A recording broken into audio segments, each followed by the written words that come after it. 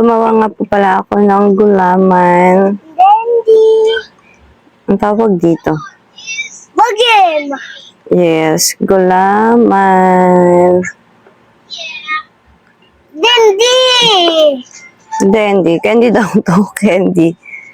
So, ano nakaraan, gumawa po ako ng coffee jelly. So, medyo block na block talaga yung gawa ko nung nakaraan. So, ngayon, naisip ko naman na ito naman yung gawin ko. Buko pandan jelly. Ayan. So, wala na akong nilagay na buko strips. Okay na yan. Kasi, pang sarili lang naman to. Dito lang to sa bahay. Ayan, ko lang kung magustuhan din to ni Batcho ko. Pero I think, and I'm sure, magugustuhan to ni baby ko. Titikman niya to. Ayan, and that's it. Saturday, buko pandan jelly.